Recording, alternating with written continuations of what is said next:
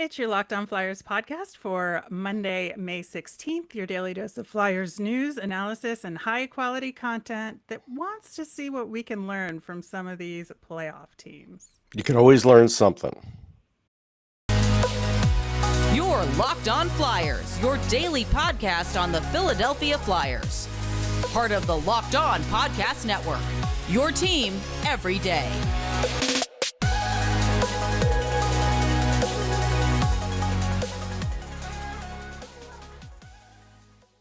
Hello, once again, Flyers fans. I am Rachel Donner. You can find me on Twitter at rmiriam. I'm here with the incredible Russ Cohen, who's on Twitter at Sportsology. Thanks for making Locked On Flyers your first listen every day. You can follow us on Twitter at Locked On Flyers. You'll keep up to date on all the Flyers news and our episodes. You can also email the show at lockedonflyers@gmail.com. Today's episode is brought to you by BetOnline. BetOnline has you covered this season with more props, odds, and lines than ever before. BetOnline, where the game starts. On today's show, we are going to see what we can learn from some of these playoff teams. We're going to look at a couple of first-round losers and a couple of first-round winners and see what the Flyers could take away from how these teams' season are going. Locked On Flyers is free and available on Apple Podcasts, Spotify, Odyssey, YouTube, wherever you are getting your podcasts. So subscribe. You'll get all of our episodes here on the Locked On Podcast Network. So, Russ, I think the biggest story of the playoffs this past weekend was the Toronto Maple Leafs falling in Game 7 to the Tampa Bay Lightning. You know, it's just one of those things where I felt like the entire hockey world wanted Toronto to lose this game just because it's tradition at this point. I think somewhere out there it said that the Leafs have lost the last 5 elimination games that they have been in, which has gone back to like 2004. Unbelievable streak of misery and sadness for Leafs fans. But I do think that they can hold themselves high because unlike I think in previous years, this team actually played well in this series overall. And I think they just ran up against a team that was just marginally better. I mean, that's part of it. I picked them to win. I thought they could win. I still thought they could win yesterday's game. And they did get close. I think what really happened is, though, and this is a hard thing to put your finger on in sports, but in Game 6, Tampa, was behind.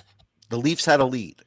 When the Leafs lost that lead, I said to a buddy, I'm still thinking the Leafs could win, but they may never get another lead in the rest of the series now. That may be it. That may have been their one chance to knock out a champion, and they couldn't do it. And as it turns out, it was. And that's what happens sometimes. So is that on the players? Yes. Is that on management? Yes. It's on all of them. While they're a very good team, they're still lacking something because, again, what's going to make the playoffs any easier for them next year? Nothing. So things have to change for them because if they don't, they're just going to be playing Russian roulette with teams that they can't beat.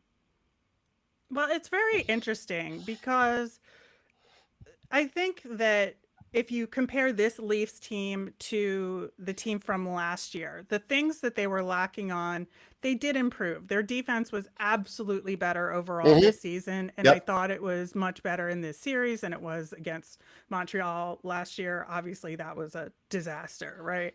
Yeah. But I think that maybe goaltending, while they did get better, like Campbell was pretty solid. He was good. He's a good goaltender. He's not Vasilevsky, I would say, overall, but I think he's a real solid goaltender and played pretty well in the playoffs. So the things that they were the weakest at, they did improve on. And yet we have the same results, right? Other teams improved too. So what do you do this offseason if you're the Leafs? Well, if I'm Brendan Shanahan, I have to bring in Dubas and Keefe in the office at the same time because apparently they're a package deal. And I really need to hear what's going to be different. What are you going to coach different? What's going to be different in the marketplace? What's different with this roster construction? Because even though on the surface it is better, it's not good enough. And if they can't give me a good reason or I'm not buying it, then I'm getting rid of both of them. And, Yeah, I think that's a possibility. I'm 50-50 with that. And then like William Nylander, who they've always talked about getting rid of, I'm finally at the point where I think they have to trade him because in games, especially if they put him up to the top line because they're trying to like really bolster scoring, he's always that guy that's looking for the path of least resistance in the way he plays. And it works in the regular season because you could always find these holes and open areas of the ice and maybe a bad matchup or two. But once you start getting into the playoffs, there's not any bad matchups. All these teams are bolstered up and they play a much tighter physical game. He can't do that. He can't rise to that occasion. He is one of my core. So now I've got to relieve that cap space and redo my team again because that's part of the core I've got to break up. Yeah, I think so too. And if Sheldon Keefe does get fired, is he somebody that the Flyers should talk to? They should talk to him because he did a good job building them to this point. I don't think he's a bad coach. But what I did say on another show is it still doesn't mean he can get out of the first round either. Sometimes you do need that other experienced guy to say, I'm going to do things just a little differently here that I think will do the trick for this team. Where Keefe just hasn't learned how to do that yet. And how many years can you give him with that team, with that talented core that's just getting older? That's the question.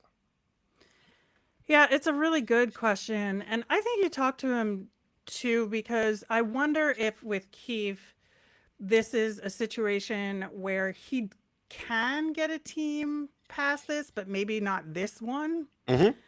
I do think that's possible based on what Sheldon Keefe has done. It's a tough market. Yeah. And it does wear you down. And so there is something about that. Not that Philly's an easy market, but Toronto's tough on coaches especially.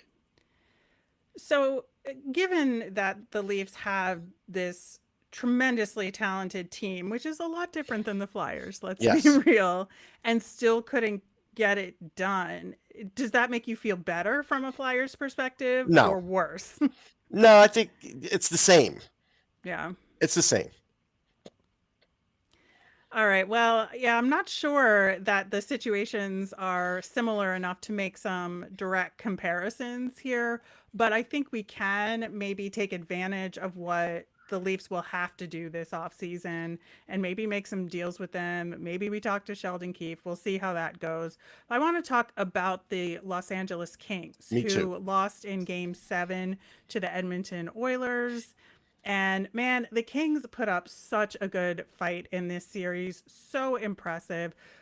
I think, part of their success to the degree that they had it was because Jonathan Quick, I think really stepped up in a way that he hadn't in a long time. But he's been playing really well all season long. And that was part of their regular season success. And they're in a really good position going into this offseason because they continue to have young players who are stepping up. But I want to talk about the Kings model, about what they're doing, because I think we can learn from the Kings in figuring out a way to develop your young players successfully and then just adding supplemental veterans where they can to fill in the gaps. So, Mark Yannetti's been with this team a long time, and he's the best in the business. If I'm every team, I'm trying to copy some things that he does for sure. But the other thing is, besides the drafting part, they're also great at development. And that's where 3 years ago when the Kings were on this, hey, we're rebuilding thing, I even said last year, they're ahead of schedule. And they're going to get to the playoffs one of these years, and that'll just be a bonus for them. And that's where they are. They hit the bonus round this year. And Quick can come back another year. He's got a year in his contract. He looks is good enough that they could even give another run with him. What they've been able to do, though, is so Mikey Anderson, who at times is playing on their top pair, he was a 4th-round pick in 2017. The Flyers took Ustimenko the round before. Mikey Anderson was a known guy. I covered him in the U18s. I interviewed him. I saw what good a player he was. Inexplicably, though, he dropped in the draft. I think some people thought, just not enough offense, just not enough physicality, just not enough of anything to make us want to get him. So the Kings get him, and they develop him. Right. Derek Forbort was a guy that got drafted in 2010, 15th overall. He didn't even hit the NHL until 2015-16, and that was for a short time. Then he got sent back down, and then he became a regular. You tell me the last time the Flyers stuck with a guy that long and then got 4 seasons out of him. Like, these are qualities that you have to have as an organization to be able to have this kind of success. Now, Forbort played for Boston this year, but he had been helping them. Alex Edler, that's a good mid-range pickup. Didn't cost you, I think he was cheaper than Ristolainen as an example. So, that's a good mid-level pickup. You start to look at Stetcher. I mean, Stetcher's been around, but all of a sudden that was a good fit for them. They drafted Bjornfot. He didn't play in the playoffs, but he played 70 games this year. He's 21, and I want to say he had under 10 penalty minutes, something crazy like that. Like, he just is super disciplined. They didn't have Drew Doughty. Let's not forget, if Drew Doughty's on their team next year, they're going further in the playoffs. So this is a team that is the best in the league at putting together a defensive system roster and also in the AHL. And that's what the Flyers could learn from. And Alex Iafallo, he's just a college free agent, man. But he's a really damn good one. You have to take those swings every year like the Kings had been doing while they were rebuilding. They said, hey, we'll add another piece. We'll get a little better. Sure enough, things happened. They made the playoffs this year. Like, that is kind of how you do it, but you can't rush it. And the Flyers want to rush it. Yeah, I think that's exactly it. I think that the Kings just really understand player development in a way that the Flyers don't. And we get all these Kings consultants, right? Ex-Kings, people coming into the Flyers. And for some reason, it doesn't translate, that there's some sort of roadblock there, that it doesn't translate. Well, they're getting good people, but they're not getting the right people, because the right people are still with the Kings. Staying. Yeah, that's true. But, you talk about adding key extra pieces that maybe other teams wouldn't take a chance on. Philip Deneau, did not have as successful a season with Montreal the year before, had an outstanding season this year and was a key contributor. So I do think the LA Kings are a team to look to in terms of what the Flyers should be doing. We will talk about some winners and what the Flyers can learn from them coming up next. But first, we're going to hear about our friends at BetOnline. BetOnline.net is your number one source for all your betting needs and sports info. Find all the latest odds, news, and sports developments, including this year's basketball playoffs, Major League Baseball scores, fights, and even next season's NFL futures. BetOnline is your continued source for all your sports wagering information, from live betting to playoffs, esports, and more. Head to the website today or use your mobile device to learn more about the trends in action. BetOnline, where the game starts. Thanks for making Locked On Flyers your first listen every day. For your next listen, check out the Locked On Now podcast. It's nightly recaps of every NHL game with analysis from our local experts. It's free and available wherever you get your podcasts. All right, so we're going to talk about the Florida Panthers. And I know a lot of us have some skin in this game because of Claude Giroux. And so we're watching this series a little bit more closely, and they of course eliminated the Washington Capitals in 6 games this time. Claude Giroux had a goal and 2 assists in game 6, including a really great assist on that overtime winner. I think Carter Verhaeghe is of course the standout. 12 points in the playoffs so far, but they did start off a little shaky in this series, but I think got better as the series went on, and were ultimately, I think, able to take advantage of a Washington Capitals team by shutting down Ovechkin and getting lucky with Tom Wilson being out injured. Yeah, Wilson's out injured. Ovechkin's got a bad shoulder. We know that. But the Capitals decided they would play like veteran-heavy hockey. And that is hard to break through sometimes when you have won a cup. You know how to do it. The coach knows how to do it in Laviolette. And I think the Panthers had some trouble with that. But I do think they worked their way through it. I think Aaron Ekblad really rose to the occasion. No question, Giroux did. And listen, the whole hockey world could have picked up Carter Verhaeghe anytime they wanted in the last 3-4 years, multiple times over. So again, I talked about how Bill Zito had made major changes with his team, but he was able to do it because he didn't spend too much on players and he had cap space. Hear that, Flyers fans? The key word, cap space. Yeah, I think that's, from a management side, that's the biggest thing that the Flyers can take away from what the Florida Panthers have done, is that they have had such excellent roster management and cap management that they've been able to make these adjustments to get better and better each year over the last several years. You talk about Verhaeghe, I think Duclair was a really great Brilliant pickup as well. Like, I wanted him on the Flyers so bad. I was very disappointed when he went to Florida, but Bill Zito, of course, is a very appealing GM that can sell his team really well. But I do also think that the other thing that the Flyers really need to take away from the Florida Panthers is the culture of that team. And they just have such a strong culture of resiliency there that you've seen them in the regular season come back from being behind time and time again. They came back from being behind in this series. They came back from being behind in individual games. They don't shut down. This team just never shuts down. And that is something that has been missing from the Flyers. Yeah, I think what the Flyers took for granted in Claude Giroux was Giroux is that guy that's kind of willing the Panthers to get past some of these down moments in these games because he's kind of like, look, I've been there. We could do this. And he's been showing them how to do it. And it's a big thing for them. Now, if people want to be haters and say, why couldn't he do that for the Flyers? He had been doing that for the Flyers. But again, you could only do so much when half your team isn't motivated correctly. And you could see that the Flyers were not. When you watch these other teams, and especially a team with Giroux, there's a big difference in the way Giroux's playing, in his demeanor, in the way they're using him, everything. He's got a much bigger spark than he did in Philly. Absolutely. He's been such a huge factor for them since he joined the team.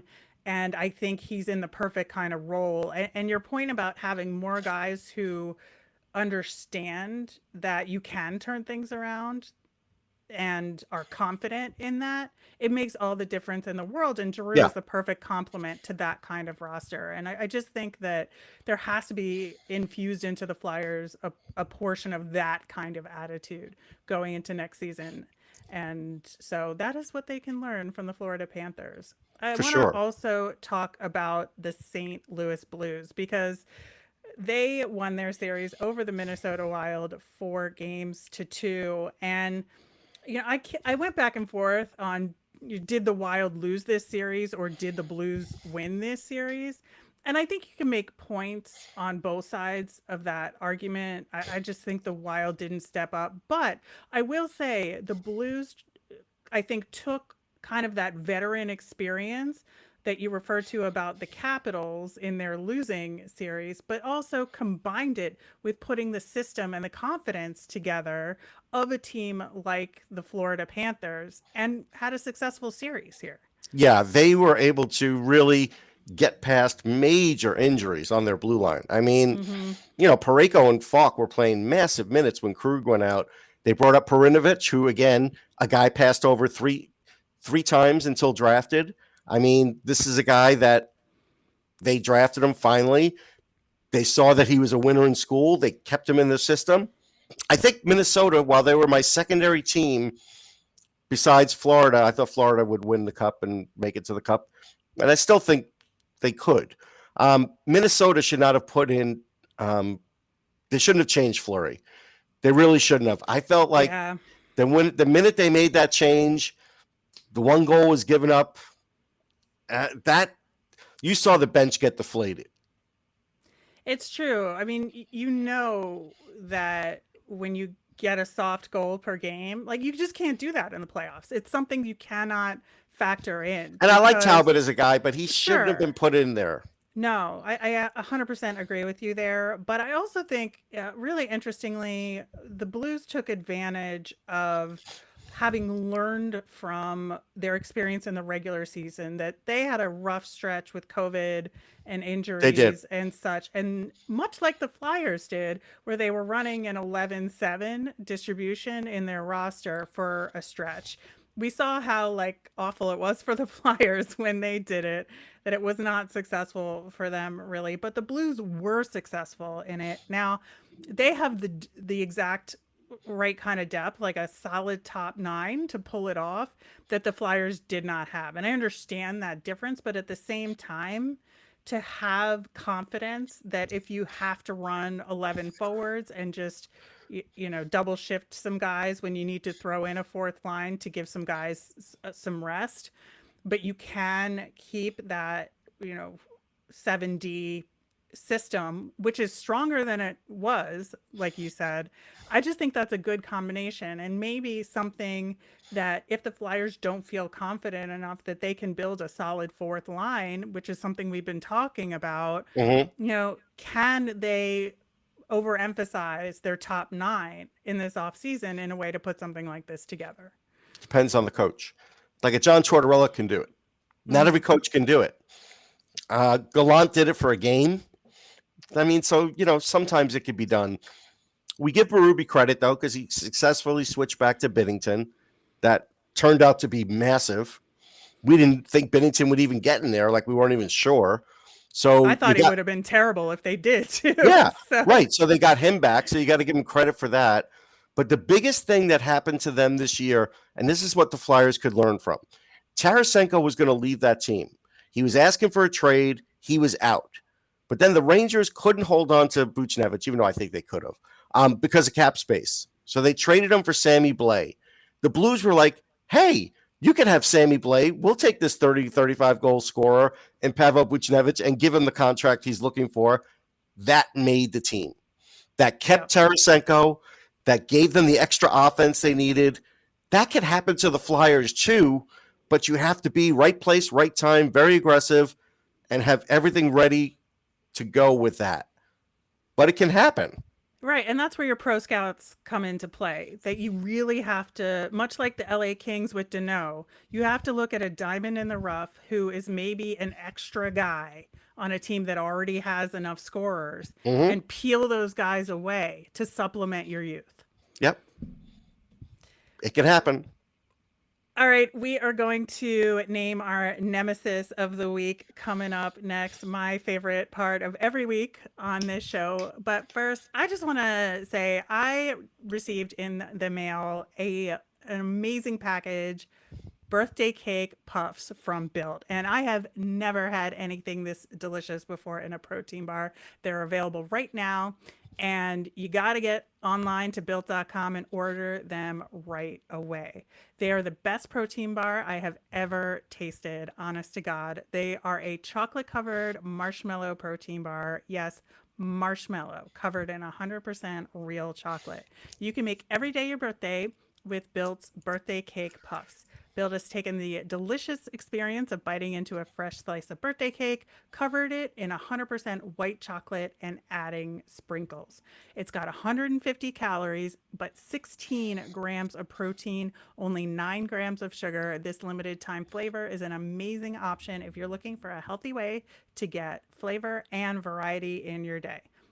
Like I said, all Built bars and puffs are covered in 100% real chocolate. You can eat healthy and actually enjoy doing it. And they're made with collagen protein, which your body absorbs more efficiently and provides tons of health benefits. So go to Built.com and get your birthday cake puffs now. With the promo code LOCKED15, you'll get 15% off your order. That's promo code LOCKED15 for 15% off at Built.com.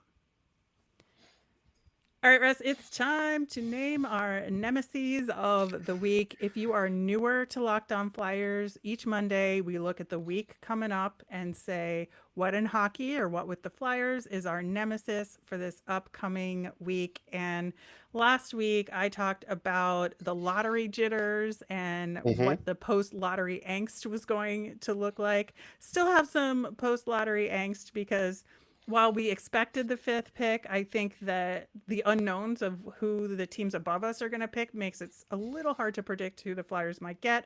But we're going to talk about that on the show, obviously, over the next several weeks. I think for me, this week, that leads right into it, right?